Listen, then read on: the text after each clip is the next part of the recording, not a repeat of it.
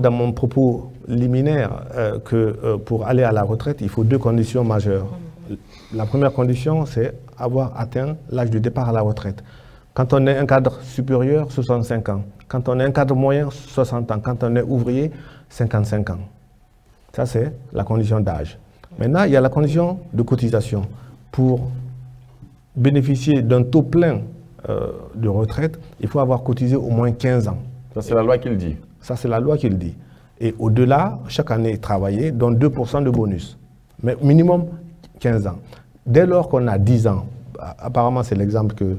Cas de décès prématuré, un décès qui survient.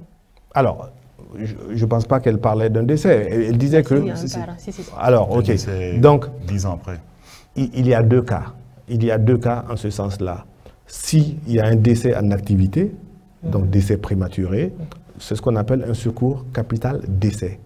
Un secours capital décès, on calcule l'ensemble de ses cotisations en fonction des revenus, en fonction de ses revenus, en fonction de ses prélèvements, parce que chaque employé, chaque salarié a un compte individuel. On sait exactement combien il percevait, Et c'est pour cela que aussi les employeurs qui essayent de minimiser les salaires des employeurs pour payer moins, ça va.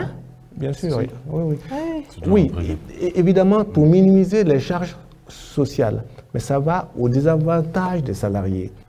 Ça repense qu'elle tombe sous le coup de la loi. Ça veut dire que l'employé a travaillé 10 ans, donc n'a pas droit à la retraite.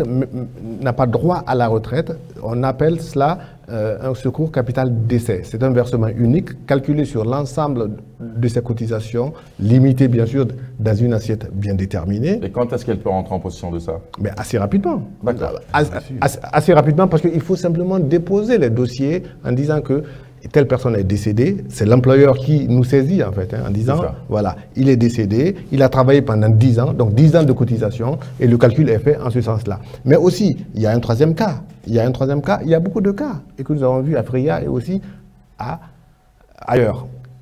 C'est quoi?